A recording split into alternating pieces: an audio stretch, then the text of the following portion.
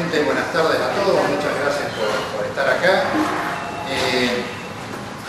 Esta es una edición, la segunda edición de este programa que iniciamos con esta maravillosa persona, Miguel Musi, que nos va a introducir de alguna manera para los que no conocemos demasiado en el mundo de la inteligencia artificial. Esta fue una demanda de alguna manera que venimos recogiendo en nuestra recorrida por todas las agronomías, evaluando que hay gente que está un escaloncito más arriba, otros no tanto, así que decidimos iniciar esta secuencia con un programa absolutamente básico que después de algunas idas y venidas terminamos diagramando con Miguel.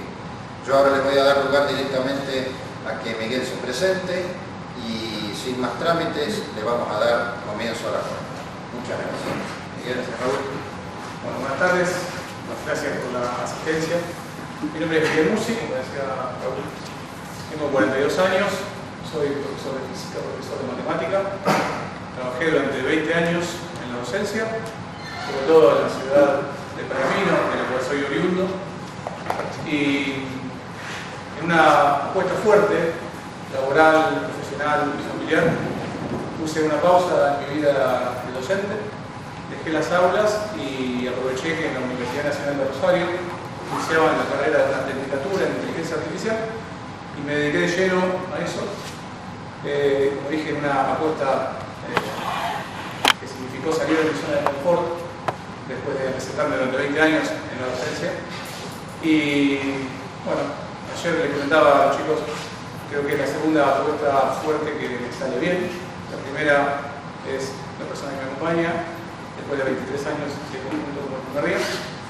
Y actualmente me encuentro trabajando en el ámbito de la inteligencia artificial como consultor de IA y científico de datos para dos empresas de la ciudad de Laguna, Córdoba. Una se llama AgroDesign y la otra es BioRed. Ambas con un trabajo y un acuerdo fluido incluso con el Ministerio de Bioindustria de la provincia de Córdoba, a la cual le he desarrollado algunas soluciones y en ese contexto, en el Congreso Federal Apícola de hace unos meses atrás, tuvimos la posibilidad de conocernos con Raúl. Le gustó la charla, le gustó el matiz y pronta, digamos, de poder vincular en una sola persona algunos conocimientos de inteligencia artificial y la docencia. Y después de días y vueltas y un par de meses, le hemos dado forma a este taller. La idea es conversar sobre la esencia y los fundamentos de la inteligencia artificial. No vamos a trabajar sobre aplicaciones prácticas. Hoy no voy a enseñarles a manejar ChatGPT, no vamos a hacer generación de imágenes o videos, que es algo que tenemos día a día y que muchos quizás ya hayan incursionado. La idea de hoy es hacer docencia en un vocabulario y en un nivel de básico a intermedio, sobre todos los estratos posibles que representan a la inteligencia artificial. Porque ya estaba, porque viene para quedarse, porque ya nos ha permeado en un montón de aspectos de nuestra vida cotidiana y querramos o no, hay que subirse al tren, hay gente que ya se ha subido hace rato, hay gente que lo está viendo pasar ahora y hay gente que se va a subir tarde y en esa diferencia creo que radica la ventaja competitiva que van a tener algunas empresas por sobre otras, algunos trabajos por sobre otros, en con qué velocidad y de qué manera nos subimos al tren de la inteligencia artificial. Así que bueno, para eso voy a tratar de sacar los conceptos, insisto, con un nivel quizá básico intermedio, pero de lo más completo posible. Hice una selección justamente para esta charla. Para comenzar, por ahí la idea es que como docente, no debo definir un concepto, pero ¿qué es ese concepto? ¿Qué es la inteligencia artificial? A mí me parece que definir la inteligencia artificial es difícil, porque ha sido difícil también definir el concepto de inteligencia. Nosotros que tuvimos carrera docente sabemos que en las primeras materias nos han dado 10-15 acepciones distintas de la palabra inteligencia. Distintas corrientes, distintas paradigmas. Entonces, si definir el concepto de inteligencia es difícil, el concepto de inteligencia artificial más o menos va en línea con eso. Pero sin definirlo todavía, me parece que, y a mi modo de ver, la inteligencia artificial es una de las grandes revoluciones que nos ha tocado vivir como seres, como especie humana. Comparable con la revolución agrícola que ha hecho que la humanidad pasara de nómadas a sedentarios. Para mí comparable con la invención de la escritura, la electricidad, internet. Son de esas revoluciones que representan un punto de inflexión en nuestra vida, que nos transforman. Nos ha transformado la forma en que vivimos, la forma en que aprendemos, la forma en que nos comunicamos. Y creo que en última instancia, y como consecuencia de todo eso, me parece que hasta nos va a transformar como especie. Y no es loco pensar esto. Digo, la inteligencia artificial dentro de poquito nos va a permitir empezar a hablar de cambios en la perspectiva de la vida. La humanidad va a poder vivir no los años que estamos viviendo ahora, sino incluso muchos más. Hay gente que está trabajando en esto y la frase hablar de vida eterna me parece que es una utopía, pero que vamos a poder vivir mucho más y mucho mejor de lo que estamos viviendo ahora. Eso es una seguridad que puedo garantizarles, y eso es gracias al desarrollo de la inteligencia artificial. El crecimiento ha sido exponencial. En los últimos años se ha notado, y particularmente en los últimos meses, en las últimas semanas, no sé si han estado tanto las noticias y cómo vienen acompañando el tema de la divulgación de noticias de inteligencia artificial, pero es abismal, que es propio de cualquier crecimiento exponencial. Nos ha llevado muchos años descubrir y conocer lo que conocemos, pero en el último tiempo la tasa de crecimiento y de descubrimiento de un montón de fenómenos es abismal, la pendiente es grandísima. Entonces, a esa misma tasa de crecimiento, pensar en un escenario posible de acá a un par de años, 3, 4, 5 años, 10 años, es interesante. Y como les dije, hay gente que ya está pensando y analizando la posibilidad de que, como especie, la inteligencia artificial nos revolucione y nos transforme por completo. Así que, bueno, vamos a meternos de lleno en el programa. Preparé una presentación que hace por diferentes unidades, si se quiere, o secciones. Como presentación, bien, el objetivo de esta jornada es esto, ¿no? Es comprender los fundamentos de la inteligencia artificial. Vamos a mostrar un paneo general por la historia de la inteligencia artificial, algunas de las aplicaciones más populares, después haremos un break y finalmente haremos una simulación, una experiencia práctica que pensé para ustedes. Y por como está armada la presentación, si tienen alguna pregunta o les queda algo en el tintero para charlar, por ahí pueden tomar nota y podemos dejarlo para el final, para no distraernos, no apartarnos demasiado del camino de la exposición. Por supuesto que cualquier intervención es bienvenida.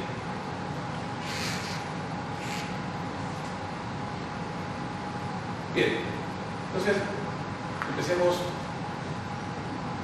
por el principio. ¿Qué es la inteligencia artificial? Bien, resulta que esto no es nuevo, aunque nos haya llegado recientemente y a estas latitudes se empezaron a hablar y se ha maximizado el concepto que hace poquito. El desarrollo de inteligencia artificial tiene ya más de 50, 70 años.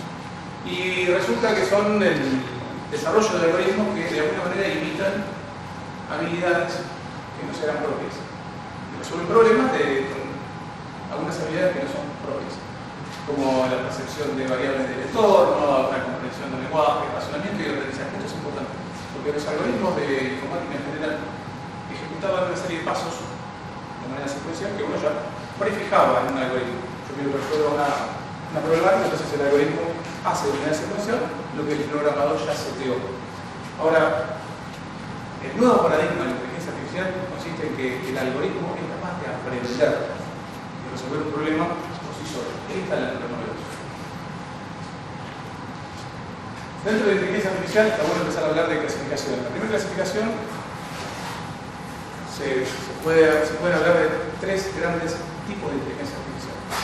Hoy estamos posicionados en este primer punto. Aunque ya ha pasado y hemos evolucionado mucho, aún seguimos en este primer punto.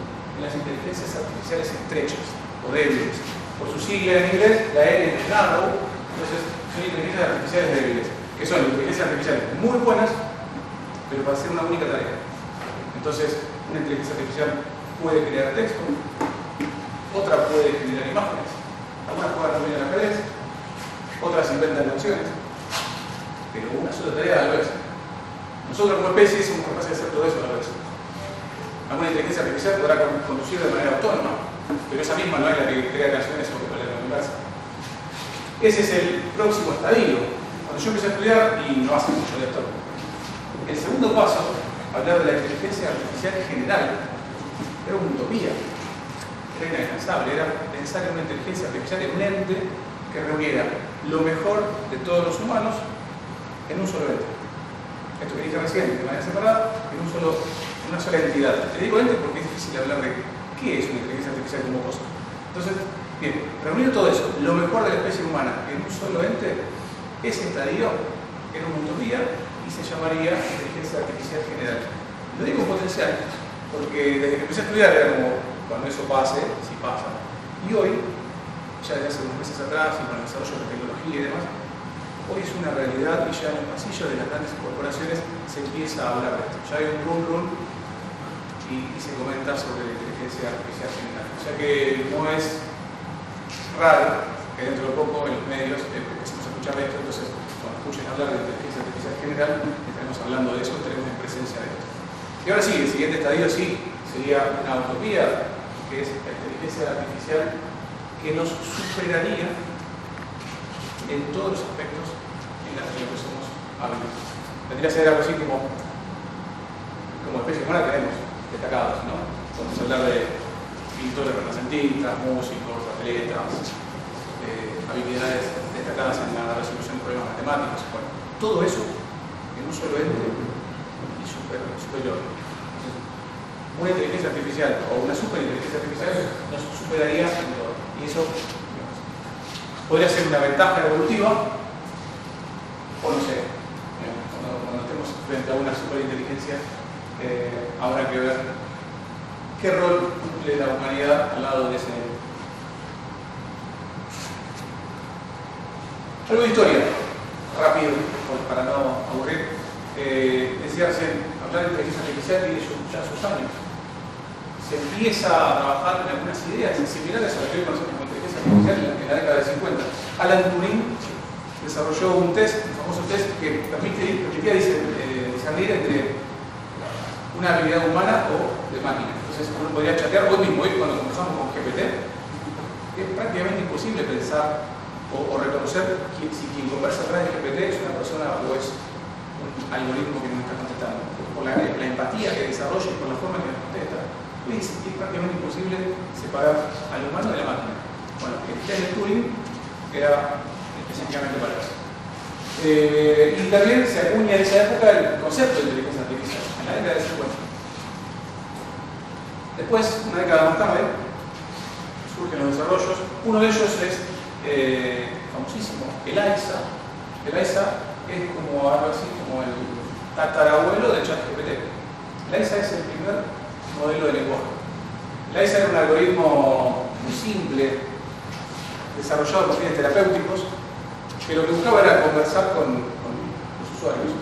Pero fue tal la repercusión que generó, incluso entre la gente que dialogaba con ELIZA, que se cuenta que la gente hacía horas y reservaba todos, incluso a contratiempo, de noche, para poder conversar con ELIZA, porque desarrolló un nivel de empatía que a la gente le parecía sorprendente. Y más en esa época, imagínense. Pero el algoritmo era simple, era sencillo. Ni siquiera estamos hablando de un modelo de lenguaje con las características de los más simples de hoy. Lo que hacía ELIZA era conversar más o menos asociando según el tenor de lo que pusiéramos nosotros como ingreso, como input, y detectaba si nuestro estado de ánimo iba para un lado o para otro, si nuestra frase tenía una característica u otra, y contestaba en función de eso, una serie de respuestas preseteadas. Entonces no conversaba, no entendía lo que estaba. Pero bueno, el impacto que generó en la gente que lo empezó a usar fue significativo, por eso lo que realiza es un proyecto famosísimo dentro de los hitos de la inteligencia artificial. Podemos decir que es un mojón a destacar en esa historia. Después, el desarrollo avanzó, hay una época en la que esa expectativa, esa gran expectativa que había con la inteligencia artificial, no se vio acompañada por desarrollos o por éxitos. Entonces, tenéis una época medio oscura de financiamiento, falta de apoyo, falta de desarrollos. Entonces, se le llama el invierno de la IA, digamos, porque se apagó un poquitito ese hype, ese entusiasmo. Y que tenía una razón de ser, vamos a ver por qué.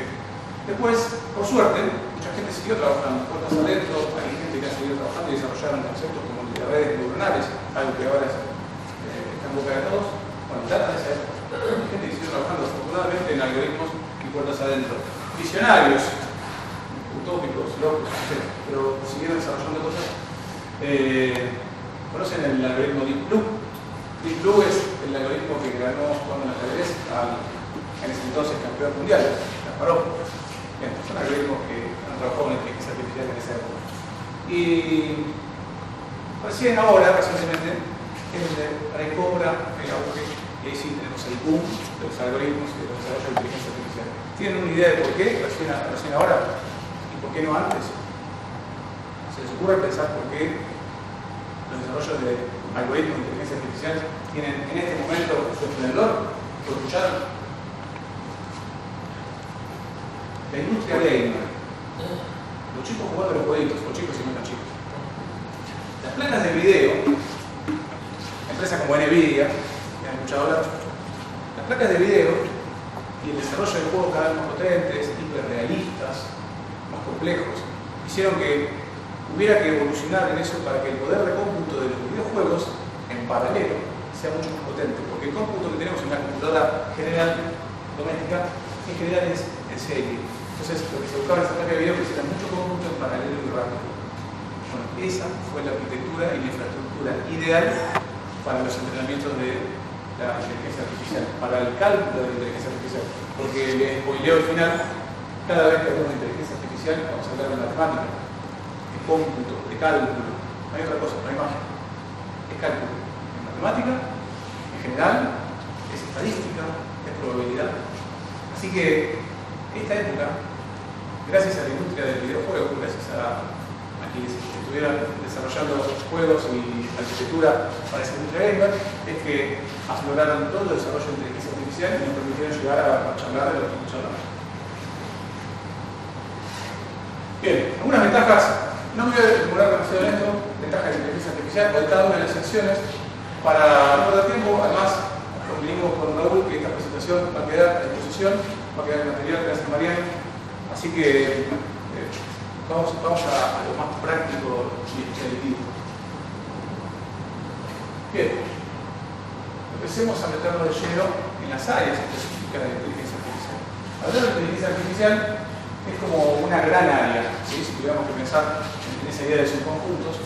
Todos los algoritmos que limitan la resolución de problemas parecidos a las habilidades humanas son inteligencia artificial. Dentro de la inteligencia artificial tenemos lo que se conoce como machine learning o aprendizaje de máquina, y dentro, o si se quiere como jerarquías más alto todavía, el deep learning, que es el aprendizaje profundo. Vamos a hablar de machine learning, que es los algoritmos que son capaces de aprender de los datos. Yo agarro un algoritmo y le aporto un set de datos que puede ser relevamiento de datos en una observación de un campo, puede ser datos obtenidos de una estación meteorológica, datos de mis clientes.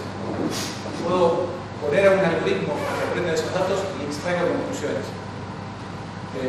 clasificarlos, clusterizar clientes, hacer proyección, hacer forecasting de una variable climática.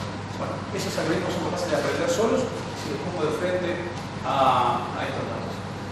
Y dentro del machine learning o dentro de este aprendizaje de máquina hay diferentes tipos que podemos mencionar. Y además la idea de esto es que se lleve el concepto, porque eventualmente si alguno de ustedes tiene la posibilidad de profundizar en estos estudios, son conceptos o por lo menos menciones que tienen que llevarse hoy o que pretenden que se lleven hoy. El primero de ellos se conoce como aprendizaje supervisado. Un aprendizaje supervisado es ofrecerle a un algoritmo los datos etiquetados. Entonces yo le digo, bueno, este es un cliente que tiene estas características, le aporto los datos y la etiqueta de ese cliente. Como quien ofrece, por ejemplo, a un algoritmo una foto y le digo, este es un gato, este es un perro, este es un gato, este es un perro. Cuando yo al algoritmo lo hago correr y lo hago llenar, a fuerza de darle datos y etiquetas, aprende. Así aprendimos nosotros. Yo calculo que de chico nuestras madres o padres me han dicho, bueno, este es el color rojo, este es el color verde, este es el color rojo, este es el color verde. A fuerza de ensayo y error hemos aprendido a discernir entre el rojo y el verde. Bueno, hemos aprendido de datos etiquetados. Si no hubiese sido gracias a datos etiquetados, era como ponernos de frente a una etiqueta de color rojo y nosotros ponerle un nombre a eso. Eso es justamente en lo que consiste el aprendizaje no supervisado. Yo aporto un dataset, un conjunto de datos y el algoritmo aprende. Los clusteriza, hace nubes de datos, los clasifica, no le pone datos, pero no le pone etiqueta, pero aprende, sabe que estos datos son similares a esto. Tengo un puñado de clientes que tienen características comunes. Después nosotros le ponemos nombre de rama, pero el algoritmo es capaz de aprender y hacer una tarea con ese conjunto de datos. Y después uno interesante que es el aprendizaje por refuerzo. Este también se usa muchísimo en videojuegos. El aprendizaje por refuerzo es básicamente como premiar al algoritmo cada vez que acierta y castigarlo cada vez que se equivoca. Se usa muchísimo en videojuegos, en simuladores. Yo pongo un programita que simule un coche de Fórmula 1 y solo le dejo las variables iniciales: acelerar, doblar, frenar. ¿Sí? Entonces lo pongo a correr y cada vez que choca castigo, cada vez que dobla bien una curva premio. Entonces el algoritmo, cada vez que se encuentra con una variable, puede ser un obstáculo, una curva, un rival, aprende qué hacer. Si se equivoca, lo castigo. Si acierta, se premia. Y así, a fuerza de premios y castigos, ese aprendizaje por refuerzo logra que al final tengamos un modelo entrenado para una tarea en particular. Dentro de cada uno de ellos hay tipos de algoritmos famosos o por lo menos aplicaciones famosas. En esto de clasificar en el aprendizaje supervisado, yo decía recién con etiquetas, yo puedo hacer clasificación. Por ejemplo, yo decía, puedo discernir entre una foto de un gato o de un perro. Puedo decir mañana llueve o no llueve. Esta planta tiene una plaga o no. ¿Sí? Estoy clasificando variables. Puedo hacer regresión también. Regresión es, el algoritmo no va a dar una respuesta discreta, sino que puede ser una respuesta continua. ¿Cuál es la probabilidad de que llueva mañana? De 0 a 100. ¿Cuál es la probabilidad? ¿Cuánto puede llover mañana? ¿Cuál es la probabilidad de que un cliente vuelva? Bien, entonces esos algoritmos son algoritmos de regresión. Bueno, por refuerzo dijimos, se usa muchísimo en industria gamer. Esto también es interesante, los algoritmos de clusterización son los que hacen nubes y agrupan a los datos en función de un criterio propio, descubierto por el algoritmo. Nosotros somos muy limitados en encontrar relaciones entre variables. Quiero decir, entre dos variables no es fácil. Digo, mientras más estudio, mejor me va, probablemente. Hay dos variables ahí, horas de estudio y la nota que me saco. La temperatura de hoy y la de mañana. Es probable que yo pueda hacer una inferencia entre la temperatura de hoy y la de mañana, encuentre una relación. Pero cuando la cosa se pone compleja y tiene una relación entre múltiples variables, es difícil encontrar relaciones. Ya estamos muy limitados para eso. Yo tengo un conjunto de variables que hoy son temperatura, humedad, viento, la dirección del viento, la intensidad. Con todo eso, ¿cuáles son las variables que repercuten en la temperatura de mañana, en el viento de mañana, en la precipitación de mañana?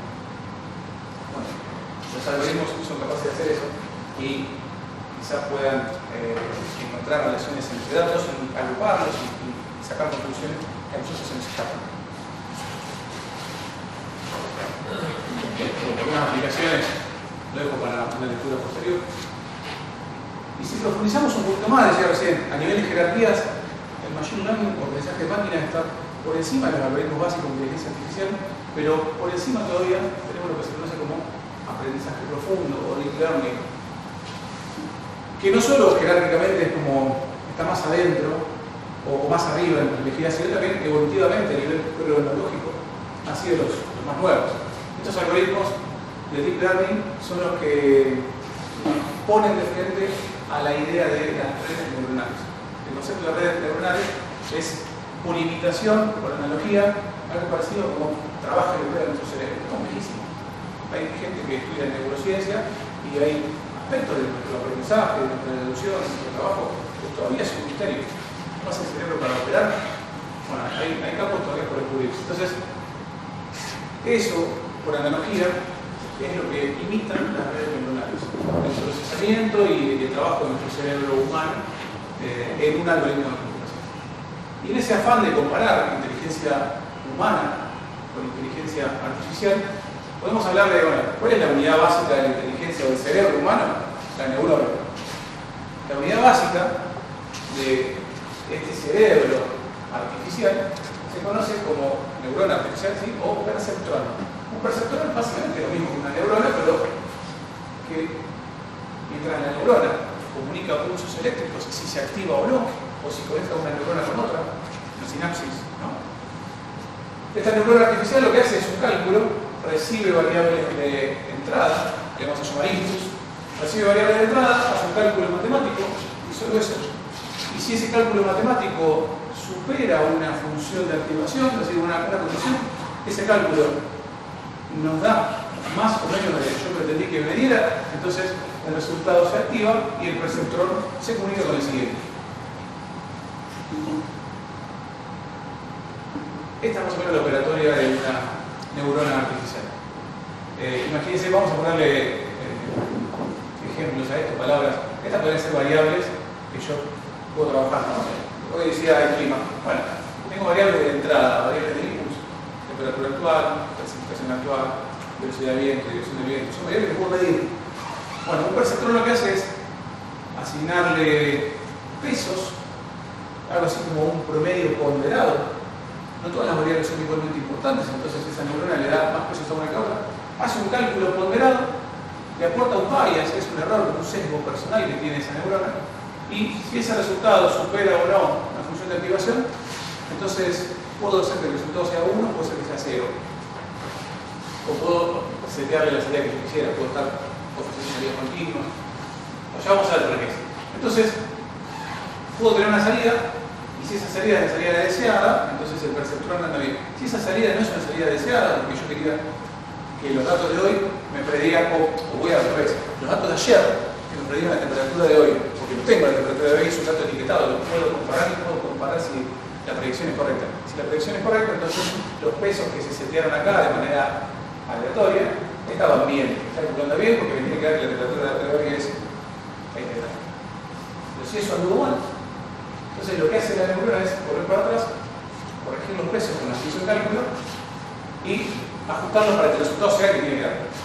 Y este es el esquema de una red neuronal. En lo macro tenemos secciones, una capa de entrada, capa punta y capa de salida. La capa de entrada es la que recibe la variable de entorno, la variable de entrada. La capa de salida es el resultado final. A veces puedo pedirle que me clasifique el perro o gato, a veces puedo pedirle la probabilidad de un suceso base. Ahora, en la capa punta es una caja negra. Lo que sucede ahí dentro de la capa punta es un misterio. ¿Cómo hace una red neuronal para aprender? Sola. Es una caja negra. Es como nuestro cerebro. ¿Cómo sabe lo que sabe hacer? ¿Qué sucede adentro para que yo pueda tomar una conclusión o ponerme bien de ánimo, mal de ánimo? Bien. Entonces, ¿y cómo opera una red neuronal? Hay dos conceptos que podemos mencionar. Uno es un feed forward, es decir, la red va de atrás hacia adelante. Alimenta a la neurona o a la red hacia adelante. Recibe los inputs, hace los cálculos y da la salida. Pero, si esa salida no es la que pretendemos, entonces la red tiene la capacidad de volver hacia atrás, ajustar los pesos que te mostré hoy. Cada una de estas conexiones o sinapsis tiene sus pesos ponderados, cuánta importancia le dé cada variable, y eso hace que la red, a fuerza de iteraciones, va hacia adelante, hace el cálculo, compara si el resultado obtenido estaba bueno y correcto. Si es así, refuerza los pesos porque va en la dirección correcta. Si no está bien, vuelve atrás y ajusta. Entonces, a fuerza de varias épocas que se llaman entrenamiento, varias iteraciones de entrenamiento, logramos tener una red neuronal entrenada por una tarea que es capaz de recibir variables de entrada y me da la salida que yo quiero. Por ejemplo, clasificar, esta es una esquemita simple, pero puedo tener una red neuronal que sea capaz de clasificar una foto y decirme si esa foto es de un perro o de un gato. ¿Cómo lo hace ahí adentro? No sé, aprendió sola. Yo le seteo las variables de entrada, recibe la foto y finalmente me da dos neuronas de salida, si es un perro o un gato. Aprendió. Y eso es un algoritmo de clasificación. Hoy decimos, se puede usar para clasificación, pero se puede usar para regresión también. Acá hay un ejemplo simple, por ejemplo, tiene variables de lo que puede ser un inmueble, el área del departamento, cantidad de habitaciones o distancia al centro, la edad de ese departamento. Y la red neuronal puede, a fuerza de entrenamiento, aprender y cotizar el precio de ese inmueble. Bueno, resulta que las redes neuronales, ese esquema es muy simplificado, la apariencia real es un poco más compleja. Ahí tenemos una red que tiene que resolver un problema que es un poco más complejo, y si el problema es más complejo, la arquitectura de la red también es más compleja. Y la complejidad puede ser en profundidad o a lo ancho. Si yo puedo darle más capas ocultas, porque este ejemplo, por ejemplo, está recibiendo una foto de entrada y tiene que ser capaz de decirme qué presidente de Estados Unidos es. Entonces, ¿cómo lo hace? Adentro no sabemos, pero lo que sucede es que tiene que encontrar un montón de características ahí, extrae características de la foto, bordes, forma de cara, de ojos. Y con toda esa información, finalmente tiene que ser capaz de clasificar y decirme qué presidente es. Entonces yo puedo agrandar la red en complejidad a lo ancho, le pongo más capas ocultas porque el problema es más complejo, o puedo darle más neuronas en cada una de esas capas. Y así luce una arquitectura de una red neuronal. ¿Para qué? De nuevo, muchísimas aplicaciones, solo algunas están configuradas ahí, están mostradas como ejemplos, pero hay muchísimas. Pero el denominador común de todo esto, y para que quede como primera idea, es cómputo, es cálculos y son cuentas. Entonces, una red neuronal aprende porque hace cuentas, valida el resultado y en función de ese resultado, si es correcto o no, encuentra los pesos para ponderar cada input. ¿Cuánto más significativo es una variable que la otra? Bien, después de esas explicaciones, tengo una red entrenada, pero es cálculo. Entonces, si eso queda claro, vamos a ir a una área nueva. ¿Cómo hacemos cálculo para trabajar en el área de computer vision, visión por computadora? Es decir, ¿cómo hago cálculos? Porque las variables de hace un rato estaban ya numéricas. Yo puedo decir, tengo temperatura, tengo división de bien, tengo humedad, pero ¿qué pasa cuando tengo una imagen? ¿Qué cálculo hago con la imagen? Entonces, le presento el concepto que vamos a trabajar en esta sección, que es convolución. Una convolución es una especie como de barrido o de escaneo que hace el algoritmo en toda la foto. Ese barrido se hace por una especie de rejilla que es quien va a escanear. Esa rejilla se llama kernel. El kernel tiene unas particularidades y tiene que barrer la foto buscando algo y operando de alguna manera. Todos esos algo y incertezas que le estoy dando, ahora lo vamos a profundizar. Pero básicamente existe el esquema de lo que significa una convolución. Fíjense que acá tengo la foto, tengo un kernel que va recorriendo y parece ser que el kernel lo que está buscando es machear si aparece en una cara.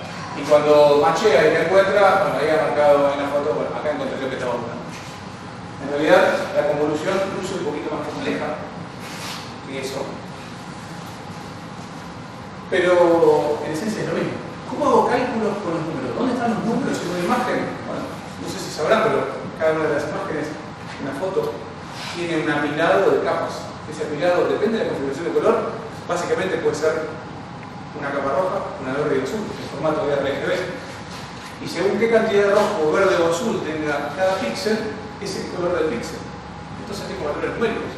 Esos valores numéricos de intensidad de rojo, intensidad de verde y intensidad de azul oscilan generalmente entre 0 y 0,55. Entonces, mientras más rojo tenga, el número más alto, mientras menos tenga, más cercano a 0. Pero todo es número. Entonces, claro, bueno, puedo hacer cálculos de vuelta. Agarro la capa roja, la capa verde, la capa azul y le hago la convolución, o sea, hago el barrido con el kernel. El kernel es lo que está acá abajo. Tiene una forma particular, fíjense que tiene números. Los números son distintos y distinta configuración. Quizás estoy buscando alguna particularidad ahí. A veces la red elige el kernel solo. Y lo que hace es el cómputo para el escaneado rojo, el verde, el azul, y termina siendo como una especie de cálculo combinado. Si se recuerdan un ejercicio combinado, bueno, hace una cuenta y para cada punto de ese barrido tengo en cada punto de la imagen el resultado de esa convolución. ¿Qué representa eso? No sabemos, o sea, no podemos asociar ese número a una característica física de la imagen. Pero lo cierto es que eso le sirve a la red para aprender a partir de los números. Y la red neuronal que vimos recién, que era simple, eran neuronas conectadas entre sí, bueno, ahora lo es un poquito más compleja, porque a partir de la foto y después de hacer convoluciones y obtener números cada vez más chiquitos y menos variables, bueno, resulta que la convolución arranca con la imagen original y después de varios procesos termina en un vector numérico. El vector numérico es una especie de serie de valores que a nosotros no nos representa nada, es muy difícil decir, bueno, ¿qué son cada uno de esos valores de ese vector? Pero le sirven a la red para operar y de nuevo entrenarlo, porque yo le aporto esta imagen, después de la convolución le digo que el resultado final de eso es un gato. Entonces la red empieza a clasificar, empieza a ponerle los valores al kernel para que el resultado finalmente sea gato y no perro. Y que cuando sea perro tiene que darme esa otra salida, una u otra. Entonces, así es como aprende una red en el área de visión por computadora. ¿Qué se puede hacer? Mucho. No sé si habrán visto que hay muchos algoritmos que nos ponen, por ejemplo, al detectar caras, al detectar personas, o detecto animales. Yo puedo tener una cámara en el estacionamiento y detecto dónde están los vehículos. Detecto la diferencia entre un auto y un camión, o entre un tipo de animal y otro. Bien. Eso recibe el nombre de clasificación. Yo puedo estar asignando, ese marquito se llama bounding box, que es una especie de rectángulo. Ese bounding box me dice, bueno, ¿dónde está y qué es? Bueno, entonces estoy clasificando y ubicando donde tengo el gato. También se puede hacer un poquito más allá e ir a detectar objetos que son de distinta naturaleza, porque no es lo mismo un gato, un perro que un pato. Y a su vez lo puedo segmentar en la imagen. Puedo decir, de toda esa imagen, ¿qué tanto de esa imagen es auto? ¿Qué tanto de esa imagen es gato? ¿Qué tanto de esa imagen es perro? Y eso es fundamental. No sé si habrán visto, pero los vehículos que se manejan de manera autónoma están haciendo esto todo el tiempo, porque tienen la cámara, tienen los sensores, están detectando las variables del entorno, pero tienen que saber diferenciar dónde hay un perro, dónde hay un semáforo, dónde hay una curva y dónde hay un auto. Bueno, están haciendo ese tipo de trabajo, segmentando, clasificando, localizando. Bien, ¿qué se puede hacer en el área de computer vision? De nuevo, muchísimo. Hoy estamos hablando de esto en varias provincias, es una novedad, pero yo puedo tener un dron que solo una ruta prefijada vaya mapeando una instalación y ese dron, con su algoritmo de inteligencia artificial y del área de computer vision, va barriendo y va detectando lo que yo quisiera de nivel. Dijimos hoy, si hay una plaga o no, estado del cultivo, si el estacionamiento tiene o no parcelas disponibles. Bueno, yo ayer les decía con la gente con la que tuve oportunidad, mi intención de esto es mostrarles el qué, mostrarles el cómo, ¿sí? De la inteligencia artificial. Después, si ustedes le van a aplicar o se van a subir a esto, el cuándo y el dónde lo con criterio.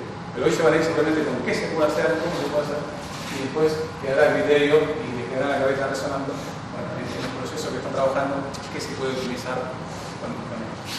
Bien, salimos del área de computer vision, ya vimos más o menos entonces cómo se puede hacer cómputo con imágenes, y ahora con el lenguaje, ¿cómo es un algoritmo para aprender el lenguaje? ¿Qué cuentas hacen con las palabras? ¿Dónde está la operación matemática para hacer cuentas con eso? Bueno, resulta que, de nuevo, como dije hoy, esto ya ha permeado todo ese ambiente de la vida cotidiana. Sospecho que muchos de ustedes ya conversan con ChatGPT. ChatGPT adentro es un modelo de lenguaje. Entonces, hoy tenemos chatbots en varias empresas, en la vida cotidiana, conversamos con algoritmos de inteligencia artificial. Pero se usa muchísimo, por ejemplo, la traducción. Es una de las primeras áreas en las que ha impactado la inteligencia artificial. Hay gente que ha estudiado traductolados. Y hoy tenemos la posibilidad de poner los lentes de Meta que se han lanzado hace poquito, en un anteojo, en el espacio físico reducido que tiene un lente, porque no es una mochila, no es una computadora, en el poquito espacio reducido que tiene un lente, la gente de Meta ha metido una inteligencia artificial que es capaz de conversar, además proyectar cosas, pero hacer una traducción en tiempo real. Y ya no hace falta estar con un traductor al lado. Pobre Carlos Tevez, un tiempo atrás, como decía, very difficult, que hubiese sido Carlos Tevez hoy, ¿no? Y así muchísimo. Esto es algo que existe y está bueno. En una empresa, recibir miles de correos por día. Bueno, que conteste un chatbot. Yo puedo decir, bueno, que me conteste, que lea y que seguro que me está diciendo que conteste. Pero si el tono de la conversación del cliente amerita que lo atienda una persona, el estado de ánimo de esa persona, si está caliente, bueno, ese análisis del sentimiento del cliente también es un cálculo que hace el algoritmo y puede servir para filtrar esos miles de correos por día que recibimos y solo quedarnos con los que es importante, el resto que lo conteste un chatbot. Bueno, la clave en esta unidad es embeddings. ¿Qué son los embeddings y para qué sirven? De nuevo, le dijimos, hay que hacer cálculo. ¿Y cómo hago cálculo con una palabra, una frase? Lenguaje coloquial en nuestra vida cotidiana, de la manera que hablamos, ¿cómo transformamos eso en números? Bueno, los algoritmos lo que hacen es, hay modelos de embedding que lo que hacen es transformar una frase, partirla en unidades que se llaman tokens. El concepto de tokens, creo que les suena, se usa mucho. Y estos tokens son a veces una palabra, a veces media palabra, un pedacito. Entonces, este modelo de embedding separa el token, tokeniza la frase, y a cada uno de esos tokens le designa un valor numérico, un vector que tiene muchas componentes. Ahí, para el ejemplo práctico, cada uno de estos esquemitas es como un vector que tiene 3 componentes.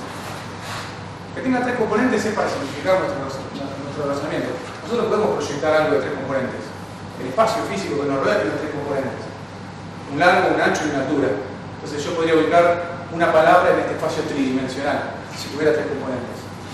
Y acá pongo la palabra cumpleaños. Y la palabra fiesta, quizás el modelo de embedding, cuando lo transforma en un vector numérico, debe estar cerca de la palabra fiesta a la palabra cumpleaños. Porque son similares, porque uno puede asociar una cosa con otra. Pero perro o cumpleaños es una palabra que si se representa en un espacio tridimensional, quizás no tenga mucho poder. Entonces, la palabra perro está ocupando otro espacio. Pero gato probablemente cerca.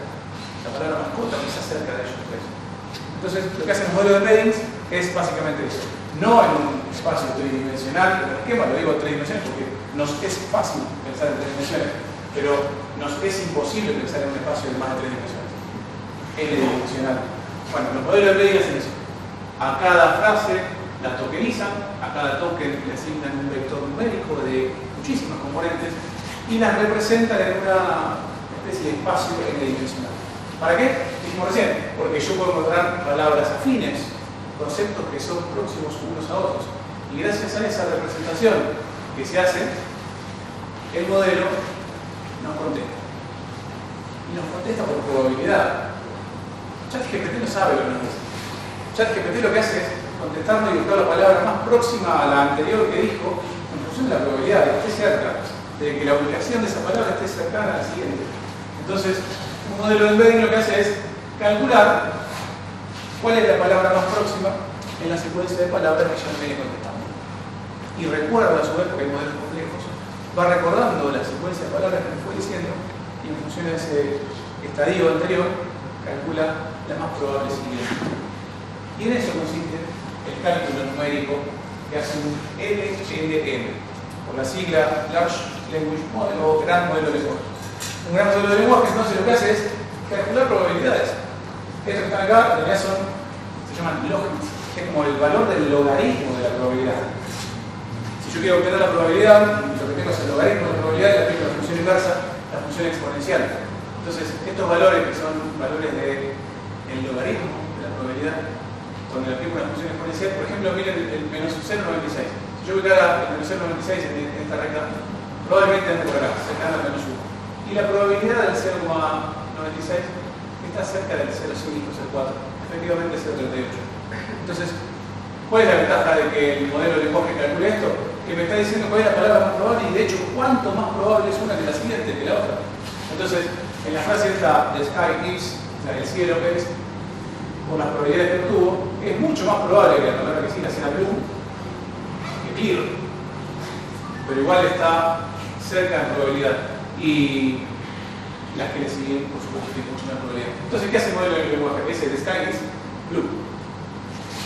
Pero no porque lo vea, no porque lo sienta, no porque lo conozca al cielo, sino porque obtuvo un valor de probabilidad que es el más oportuno para darle la continuación de esa frase. Eso en cuanto a texto.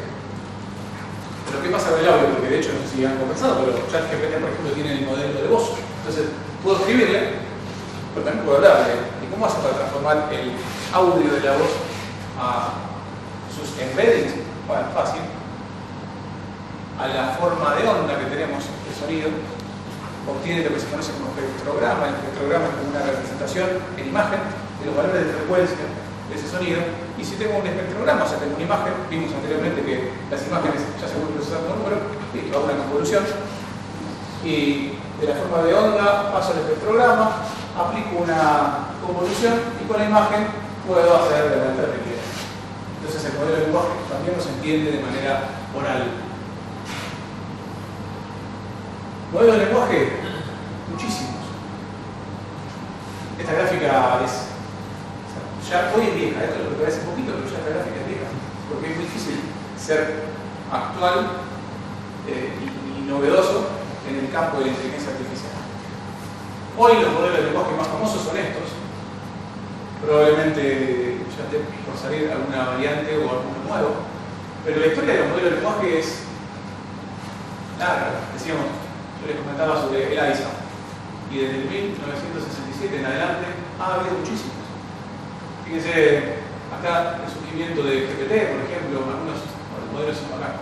Y hoy tenemos modelos mucho más robustos, más eficientes, que no alucinan. Esa es una palabra clave también. Claro, si el modelo lo que hace es darme palabras por probabilidad, por ahí se mete en un bucle como quienes, no sé si han escrito alguna vez con el predictivo del celular. Entonces, hoy me siento y dejar que la palabra que sigue la sugiera el teclado que aprendió por la probabilidad de lo que ya haya escrito. Entonces, si le dan al siguiente la palabra, después la frase que queda a veces es incluso con bucle raíz y por ahí no tiene sentido lo que nos está ofreciendo el teclado. Bueno, los modelos de lenguaje a veces caían en eso y a ese concepto se le llama alucinación. Bueno, hoy los modelos son mucho más robustos, alucinan mucho menos, incluso hay más complejidad en la estructura de los modelos. Hay mixturas de modelos. Hoy cuando conversamos con GPT, el actual es GPT, una versión 5.0. Entonces, ese GPT 5.0 no es un modelo de lenguaje en sí, sino que es una mixtura de modelos. Cuando yo converso con GPT, de acuerdo a lo que yo le estoy diciendo, me deriva, puertas adentro sin decírmelo, me deriva por uno u otro. Si yo le pido que haga una imagen, me la hace. Si le pido que me analice en complejidad, con mucho tiempo y que lo piense, un problema matemático, me deriva con otro. Y si le pido que me resuelva rápido y me conteste una pregunta que quizás tiene que ver con un dato histórico, la busca en otro modelo y al toque me lo da. Entonces, hoy estos modelos ya ni siquiera son modelos de lenguaje, sino que son un híbrido, una gran mezcla de cosas. ¿Qué se puede hacer con texto? Ya mencionamos un montón de cosas. Lo dejo para la lectura posterior. Y nos metemos en también un concepto que tiene relativamente pocos años, que es el de los agentes inteligentes o de los sistemas multiagentes. Un agente inteligente en esencia es un algoritmo al que lo doto de herramientas. Es como un modelo de lenguaje con contactos. Entonces, imagínense, yo puedo a un modelo de lenguaje como GPT, le doy acceso a mi Google Calendar, le doy acceso a mi Gmail, le doy acceso a un navegador, le doy acceso a una herramienta como una calculadora. Y yo podría decirle a GPT que cada vez que me lea los mails, que me los responda, que me agende entrevistas si el cliente me lo pide. Entonces, toda esa tarea que no solo es que leerla y entenderla, sino que es ejecutar una serie de integraciones, eso no es un agente inteligente. Hoy ya existe, es fácil de hacer. Entonces, y después le pido que como correlario de eso y que me avise. Mandame un mensaje si hay un cliente que me agenda una entrevista. Y un sistema multiagente es como una orquesta de todos esos agentes pequeños. Es como el organigrama de una empresa. Tenemos roles jerárquicos y esa jerarquía se va abriendo en nuevas tareas o nuevos roles. Bueno, los agentes inteligentes hacen básicamente lo mismo. Este es un esquema simplificado de lo que es un agente y lo que es un sistema multiagente. Y hoy hay plataformas, algunas de moda, que hacen esto de manera fácil, casi sin código. Esto es un ejemplo de una plataforma que se llama N8N, parecido a una antecesora que se llama Mail. N8N lo que hace es, le permite al usuario entrar a una página, hacerse una cuenta y conectar nodos. Esos nodos son el acceso a Gmail, el acceso a una calculadora, el acceso al correo, a un navegador, a una API, a una API de web service que tengamos en la empresa. Entonces todo eso lo hace un agente. Entonces, por ahí recibe, este ejemplo, así como lo ven, tiene el loguito de Telegram. Entonces ese agente parece ser que está recibiendo un mensaje de Telegram, puede ser un cliente, lo agarra este agente que tiene acceso a un GPT entiende lo que el cliente le está pidiendo y parece ser que ahí tiene herramientas. Esas herramientas son Google Calendar, leer eventos, crear eventos. Entonces, esta viene a ser la estructura de una gente que básicamente recibe peticiones de un cliente que está buscando un empleo. El agente chequea si hay disponibilidad y agenda la entrevista para cuando haya turno disponible. Eso lo hace por hoy, lo hace una persona. O hasta ayer lo hace una persona. Se terminó lo administrativo. ¿Cómo? Se terminó lo administrativo. Sí, o hay que migrar a... hay una frase que es medio como tabú en esta época, que es la inteligencia artificial nos va a dejar sin trabajo a todos. O va a dejar sin trabajo a mucha gente. Y la respuesta de quienes están en esto es, bueno, quizás no va a dejar sin trabajo a la gente, sino que va a dejar sin trabajo a la gente que no usa inteligencia artificial. Entonces, la invitación después de esto es no tener miedo. Yo soy de la... Hay dos corrientes en la inteligencia artificial. Están los apocalípticos, que piensan que se nos va a terminar el mundo, y están los optimistas y los que disfrutan de esto. Yo soy del segundo. A mí me gusta. Pero bueno, nosotros existen también. Entonces, mi invitación es darles todas las herramientas y los conceptos que puedan y decirles que se puede. Esto ya es una realidad. Además, es fácil de hacer. Entonces, por ahí podemos dotar a nuestros administrativos de estas herramientas para que el tiempo sea más eficiente, para que produzcamos mejor. Entonces, quizás no tengamos la necesidad de tener tantas horas de trabajo para reducir lo mismo. El trabajo va a ser más eficiente. Y ese tiempo puede aprovechar una cosa. Imagínate que el Consejo hoy decía, una empresa que quizás recibe miles de correos por día. Y hay 10 personas, 15 personas, 100 personas conectando. En un horario comercial. Esto te contesta 24/7, no importa el momento. Escribime. Vamos a atender. Y de la mejor manera, porque no es lo mismo contestar el primer mensaje a las 8 de la mañana que el último a las 6 de la tarde. Es una realidad. Bueno, estos muchachos podemos setearlo y programarlo con la eficiencia y con las herramientas que nosotros pagamos y van a hacer el trabajo de la mejor manera. Bueno, ejemplo. Miren, este es interesantísimo. Hoy en día están de moda los creadores de contenido, youtubers, instagramers. Bueno, este agente, así como lo ven, no importa la estructura así, pero digo, les cuento qué hace. En realidad es un sistema multiagente, así lo uso. Hay un orquestador que es el que dispara las acciones. ¿Qué hace un Instagram, un creador de contenido para publicar justamente el contenido? Yo lo primero de empezar la idea, un tema.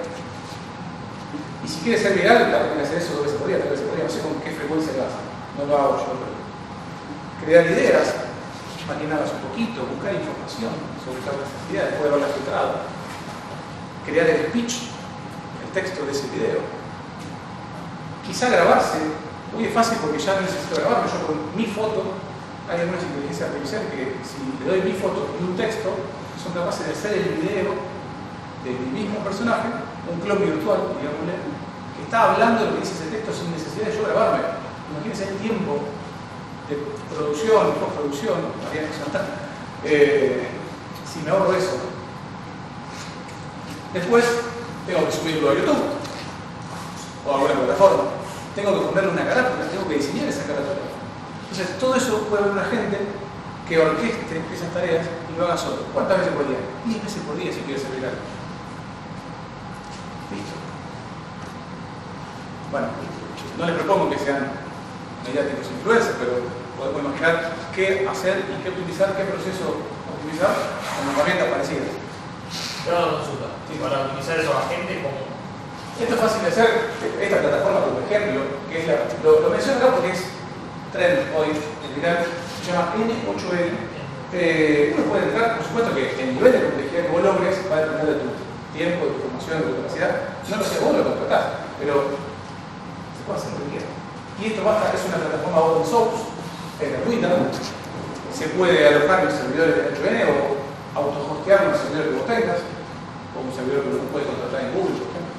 Entonces, estas herramientas uno las puede programar, ejecutarlas a demanda o todo el tiempo, y son open source. Y lo bueno de que sea open source o de código abierto es que lo que no está, pasado mañana alguien lo desarrolla. Porque, por ejemplo, supongamos, yo quisiera un nodo de estos para leerme los mensajes de Instagram. que lea los mensajes privados de Instagram y que conteste ahí, la cuenta de la empresa. No está ese nodo, no está la interacción de N8N con Instagram, pasado mañana que nace. Entonces, hay nodos propietarios, hay plataformas de contacto, hay gente que lo desarrolla. Entonces, hoy no está, pasado mañana seguro que sí. Y así esa plataforma se ha viralizado, se ha popularizado y gracias a eso ganó complejidad y complejidad. Hay de todo pasa, pero realmente de todo. El límite de todo esto es la creatividad. Yo lo uso como aficionado, ¿no? Sí. Bueno, fantástico. Sí, incluso uno puede hacer cositas sin saber demasiado para mejorar nuestro día a día, pero con poco. ¿Sí? Bueno, esto de que alguien me lea la casilla de correo y que me clasifique y que me conteste y lo que sea realmente importante que me responda, pero que me lo deje en borrador, porque yo quiero realizar eso y contestar yo. Si está ok, envío. Pero el resto, que me lo marque como leído. Bueno, casi, por ejemplo,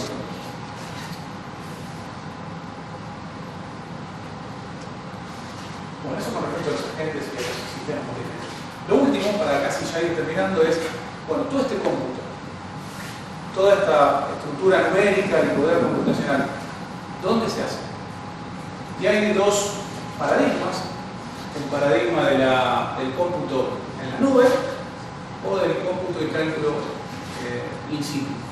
Le vamos a llamar cloud computing o cómputo en la nube, cálculo en la nube, y si no, edge computing, que tiene que ver con la computación o el cálculo en el borde. En el borde que es en el lugar. Hoy decíamos, puedo tener un dron que con una cámara y adentro del mismo dron tengo una computadorita que haga la inferencia ahí y que me clasifique si hay una plaga o no. Bueno, lo hago ahí. Lo hago, bueno, esto es texto, insisto, lo dejo para lectura, pero variables y ventajas y desventajas, muchas, para cada una de las situaciones, que tiene que ver con costos, con rendimiento, con latencia.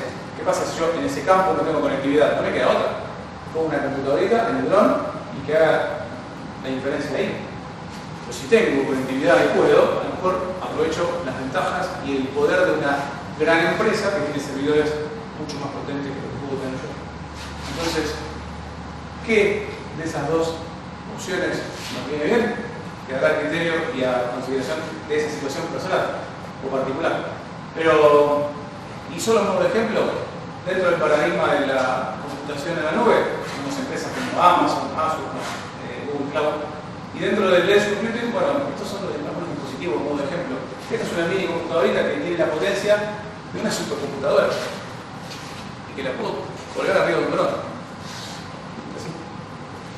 Es una computadora gamer, digamos, tiene la potencia de unas computadoras complejísimas, y tengo estos dispositivos que los puedo poner en una cámara, en un galpón, en un pequeño estacionamiento, o colgarlo, como dije, recién arriba de un dron.